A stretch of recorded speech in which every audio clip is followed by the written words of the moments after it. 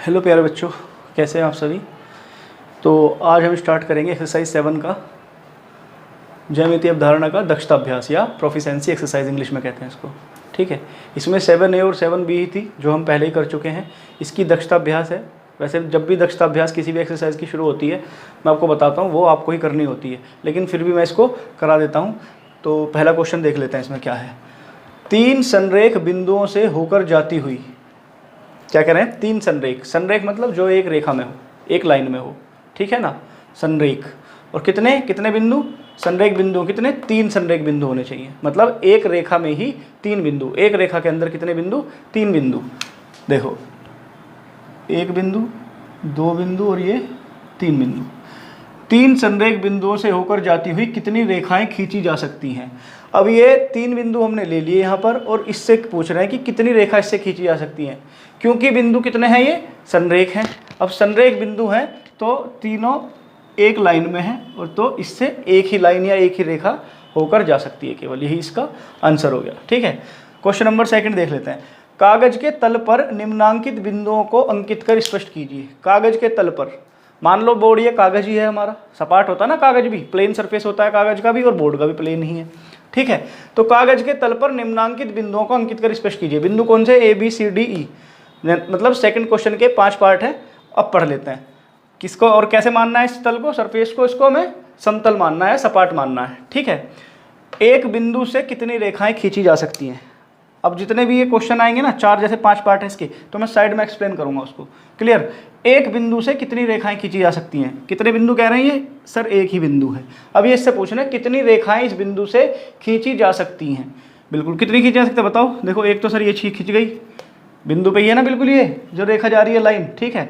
और एक सर ऐसे भी खींच सकती है, वेरी गुड सर, ऐसे खींच सकती है, वेरी गुड, ऐसे खींच सकती है, वेरी गुड सर, ऐसे भी खींच सकती है, ऐसे भी, मतलब इसका कोई अंत नहीं है भाई। एक बिंदु से हमारी अनंत रेखाएं खींची जा सकती हैं या एक बिंदु से होकर हमारी असंख्य रेखाएं, इनफाइनाइट या अनंत रेखाएं। ठीक है ना, तो कितनी खींची जा सकती हैं, इसको हम लिख सकते हैं आंसर इसका असंख्य।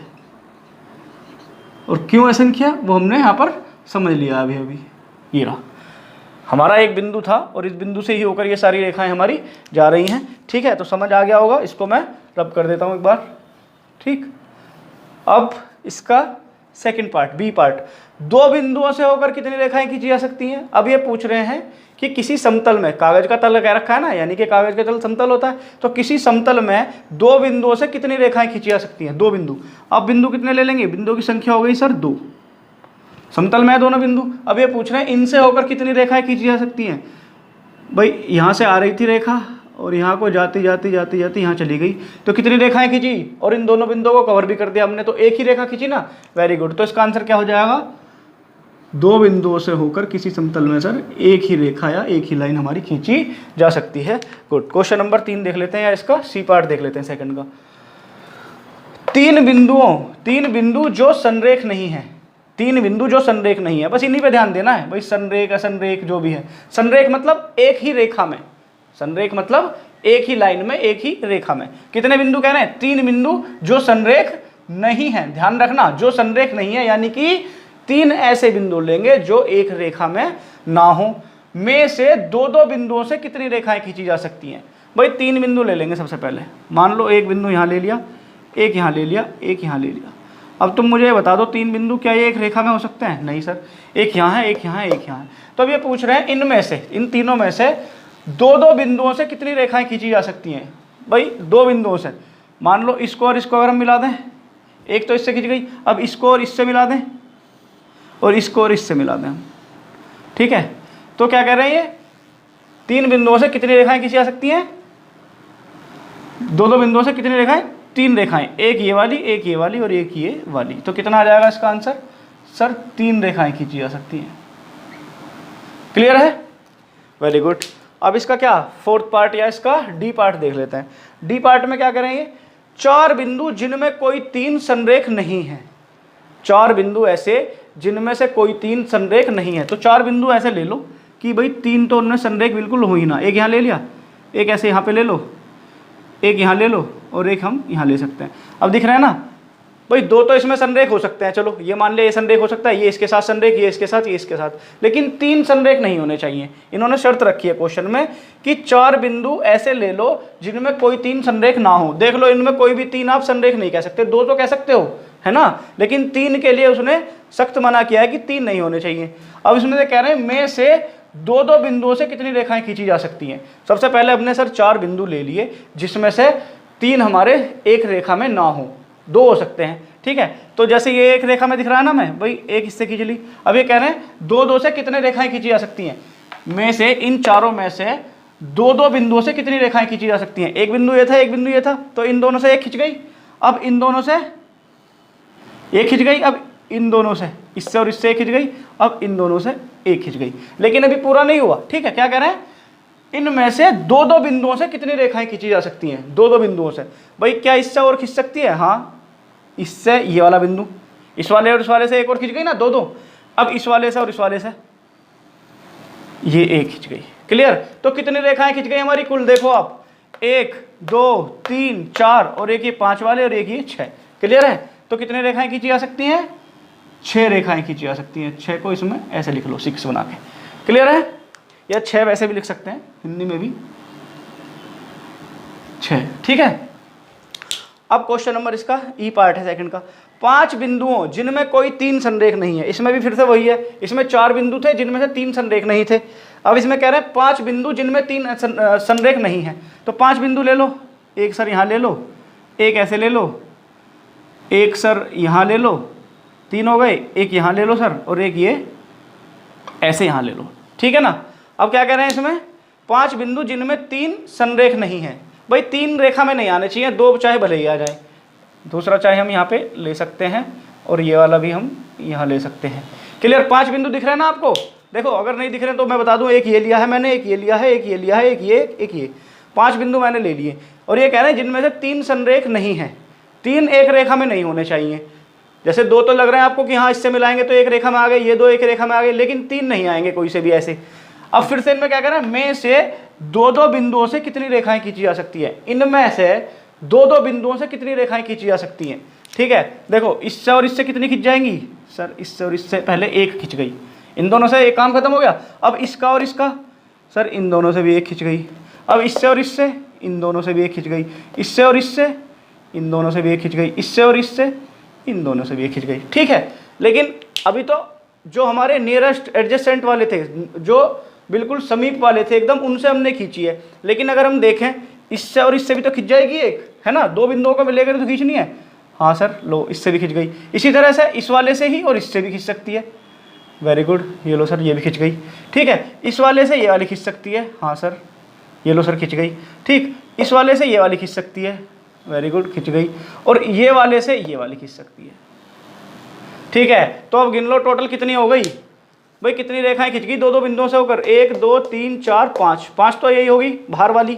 अब अंदर वाली गिन लो, 6 7 8 9 और एक ये 10।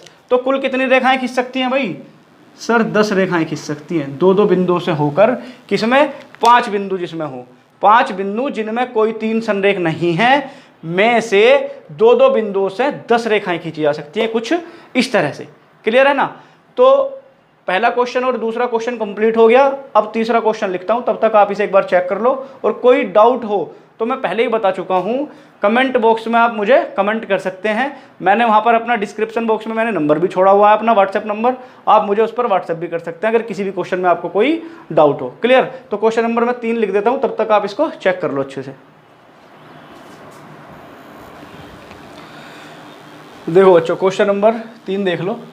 कह रहे हैं कॉलम ए और बी में सही जोड़े का मिलान करना है ना, मैचिंग करनी है, मतलब कुल मिला के। आप पहले भी बहुत ऐसे क्वेश्चन कर चुके हैं, तो सही मिलान करना है। किरण का मिलान, इनमें से जो किरण का साइन है उसको मिला देना है, रेखा को रेखा के साइन पे मिला देना। तो वैसे भी मैं 3-4 चीज़ें आपको बता चुका हूँ, किरण क्या होती है, रेखा क्या होती है, रेखाखंड क्या होता है, और बंधाकृति किस तरह की होती है। इससे पहले जस्ट एक्सरसाइज में बताया था मैंने, रेखा क्या होती है। रेखा का कोई अंत नहीं होता, रेखा मतलब इस तरफ भी रेखा के एरो होता है और दूसरी तरफ भी एरो होता है, ठीक है ना। तो ऐसा कोई साइन है इसमें, अगर आप देख लें, बिल्कुल ये रहा ए बी। तो अगर हम रेखा को पहले मिला दें तो रेखा यहाँ बन जाएगी हमारी, ठीक है। रेखा का कोई भी अंत्य बिंदु नहीं होता, रेखा इस तरह से चलती जाएगी, इधर से भी एरो हो जाएगा और यहाँ पर भी एरो। एरो यही हमारा शो कर रहा है कि इसका विस्तार अभी दोनों तरफ किया जा सकता है या इसका विस्तार दोनों तरफ हो रहा है। क्लियर? ये हो गई क्या हमारी रेखा, फिर से बता देता हूँ। क्लियर?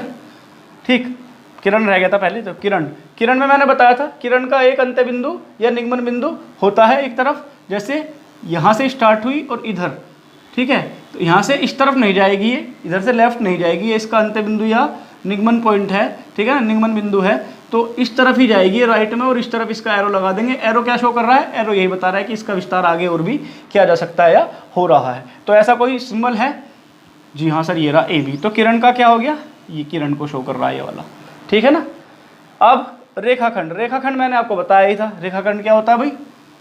सर रेखाखंड हमारा होता है जिसमें दोनों तरफ कोई भी एरो नहीं लगा रहता। मतलब बेसिकली रेखाखंड क्या है? रेखा का ही एक पार्ट है भाई। अगर हम जब इसको रेखा कह रहे हैं और अगर हम इसको यहाँ से काट दें और यहाँ काट दें और इसको नीचे कर दें तो ये रेखाखंड ही बन गया बेसिकली। क्लियर है ना? तो ऐसा कोई पार्ट है जिसमें किधर भी कोई भी एरो ना लगा हो? हाँ सर, ये रहा AB वाला। तो रेखाखंड को यहाँ पर, अब ऐसे भी लास्ट ही बच रहा है और ये बच रहा है, तो इसको तो इससे मिला ही देंगे। बंद आकृति ABA, बंद आकृति का मतलब ये है जहाँ से चले वापस वहीं आकर आकृति बंद हो गई। इसको ऐसे समझते हैं, एक बिंदु A है, एक यहाँ पर B है। क्लियर? यहाँ से चले थे इस तरह से और वापस, ये कर्व में भी हो सकती है भाई, यहाँ पर आ गए और ये एक बिंदु कोई है हमारा A', वापस यहाँ पर A' से घूमते हुए वापस A पे ही आ गए। तो ये कैसी आकृति हो गई भाई? यहाँ से चले थे और वापस यहीं हो गए तो बंद हो गई ना आकृति। तो ये बंद आकृति है हमारी भाई, जहाँ से चले, जिस बिंदु से चले उसी बिंदु पर आकर एंड हो गया। तो हमारी क्या है? ये बंद आकृति है। क्लियर? ये पार्ट हमारा कंप्लीट हो गया। अब क्वेश्चन नंबर 4 देख लेते हैं। किसी तल पर, क्वेश्चन नंबर 4 का हल या सॉल्यूशन। किसी तल पर स्थित एक रेखा में कितने बिंदु हो सकते हैं? कोई भी तल है, एक तल है, समतल मान लो, ठीक है ना। किसी तल पर स्थित एक रेखा में, ये कोई हमारा सरफेस है, अब इस पर हमारी क्या है? एक रेखा कह रहा है, ये तिरछी हो सकती है, ठीक है, क्योंकि स्केल से नहीं बना रहा हूँ मैं। तो किसी तल पर स्थित एक रेखा में कितने बिंदु हो सकते हैं? अब ये कह रहे हैं कोई हमारी ये क्या है? एक ये रेखा है, ठीक है। अब रेखा है तो हम एरो लगा सकते हैं इसके दोनों तरफ, क्योंकि रेखा कह रहे हैं, ठीक। अब ये कह रहे हैं इस रेखा पर कितने बिंदु हमारे हो सकते हैं? बिल्कुल असंख्य बिंदु होंगे इस पर, अनंत। क्यों? देखो सर, यहाँ भी एक बिंदु, दूसरा, तीसरा, चौथा, पांचवा, छठा, ऐसे बिल्कुल छोटे छोटे छोटे छोटे इस पूरी रेखा पर कितने बिंदु आ सकते हैं सर? अनंत बिंदु आ सकते हैं, ठीक है ना। इसका विस्तार इधर भी हो रहा है, अभी इधर भी हो रहा है, क्योंकि एक रेखा है और जब रेखा का विस्तार होता जाएगा तो बिंदु भी उस पर कितने आ जाएंगे? असंख्य उस पर बिंदु आ जाएंगे। क्वेश्चन नंबर 4 भी कंप्लीट हो गया है, ठीक है। तो इसका आंसर क्या हो जाएगा? असंख्य, असंख्य या अनंत बिंदु आ सकते हैं किसी एक रेखा पर, ठीक है ना। तो क्वेश्चन नंबर 5 में लिख देता हूं, तब तक आप इसे चेक कर लो एक बार। देखो क्वेश्चन नंबर 5 में 1 2 3 4 5 ही पार्ट है, ठीक है, और एक ये फिगर दी गई है जिसकी हेल्प से हमें इन क्वेश्चंस के आंसर देने हैं। क्लियर? तो पहला क्वेश्चन है, इसमें दी गई आकृति में रेखाओं के नाम लिखिए। ये जो फिगर दे रखी है इसमें हमें रेखाओं के नाम लिखने हैं। रेखा में पता ही है एरो से डिनोट होती है, जिसमें दोनों तरफ एरो लगे हों, ठीक है। तो रेखा कौन कौन सी है इसमें? एक तो ये KE, ठीक है, और क्या आ जाएगा इसका? KE, ठीक, और JG, क्लियर, LI, ठीक है, और FH। ये इसमें 4 रेखाएं हैं, KE, JG, LI और FH। क्लियर? तो इसमें हमने रेखाओं के नाम लिख दिए, 4 रेखाएं हैं इसमें। ये इसका हल या सॉल्यूशन हो गया। अब इसका सेकंड पार्ट का हल या सॉल्यूशन है, यहाँ पे लिख देंगे इसको। क्या है? आकृति की उन रेखाओं के नाम लिखो। आकृति में उन रेखाओं के नाम लिखो जो बिंदु A से होकर जाती है। भाई बिंदु, ये जो रेखा जा रही है KE, इसमें बिंदु एक A आ रहा है, तो बिंदु A से होकर जा, कौन सी रेखा हो गई फिर? KE हो गई एक, तो है ना, क्या हो गई? KE हो गई। और दूसरी A से और कौन सी आ रही है भाई? L और I के बीच में भी तो आ रहा है ये, है ना, तो इसको क्या लिख देंगे हम? LI, ठीक है। ये 2 रेखाएं हैं जिनके बीच में बिंदु A आ रहा है या जो बिंदु A से होकर जा रही हैं। के लिए यही पूछ रहे हैं, आकृति की उन रेखाओं के नाम लिखो जो बिंदु A से होकर जाती हैं। तो बिंदु A से होकर ये रेखाएं जा रही हैं हमारी, दोनों के नाम हमने लिख दिए। तीसरा है आकृति में बंद आकृति का नाम लिखो। अब बंद आकृति जस्ट इससे पहले क्वेश्चन में आया था, मतलब जिस बिंदु से स्टार्ट हुए वहीं पर अंत होना चाहिए, बंद होनी चाहिए वो आकृति। तो आकृति में बंद आकृति का नाम देखो, बंद आकृति कौन सी है इसमें, ये रही देखो, बिंदु ए से स्टार्ट हुए, बी पे गए, सी पे गए, डी से और वापस ये ए पे ही आ रहे हैं। क्लियर है?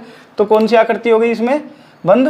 तो बंद आकृति कहलाएगी सर इसमें ए, बिंदु बी, बिंदु सी और बिंदु D, A B C D, A B C D, है ना। और वापस डी किस पे आ गया, ए पर ही लौट के आ गया। तो बिंदु ए बी सी डी इसमें क्या है, बंद आकृति है। क्लियर? क्वेश्चन नंबर 4, आकृति के ए डी जे कैसी आकृति है, कौन सी, के ए डी जे, कहाँ है के, सर के ये रहा, के ए डी जे। भाई के से स्टार्ट हुए ए पे आए, ए से स्टार्ट हुए डी और डी से जे पे आकर हम रुक गए, यहाँ पर ये आकृति बंद नहीं हुई, तो इसको क्या कहा जाएगा, ये हमारी खुली आकृति होगी। क्लियर? यही इसका आंसर हो गया। कैसी आकृति है ये, खुली आकृति है। तो हमारा चौथे का आंसर हो गया खुली आकृति। क्लियर है ना? अगर डी से, अगर जे से ए पर हम यहाँ मिला देते तो ये बंद आकृति हो जाती है भी। ठीक है, जैसे ए बी सी डी में हुआ था, इससे पहले क्वेश्चन में बंद आकृति थी वो। अब फिर से क्वेश्चन नंबर 5 है, 5वें का, आकृति के ए एल खुली आकृति है या बंद। आकृति के ए एल, फिगर के ए एल, के ए एल, भाई के से स्टार्ट हुए, ए पे आए, एल पे यहाँ पर आकर रुक गए। तो ये भी कैसी है सर, साफ दिख रही है, खुली है, बंद हुई नहीं सर ये भी। तो ये भी क्या है, खुली आकृति है सर, खुली आकृति। यही इसका आंसर हो गया। तो क्वेश्चन नंबर 5 भी हमारा बच्चों कंप्लीट हो गया। नोट कर लो, इसे चेक कर लो एक बार। क्वेश्चन नंबर 6 लिख देता हूं तब तक। निम्नांकित आकृति में बिंदुगामी रेखाएं, एक वर्ड आया हमारे पास बिंदुगामी रेखाएं, और दूसरा आया है उनके संगमन बिंदु।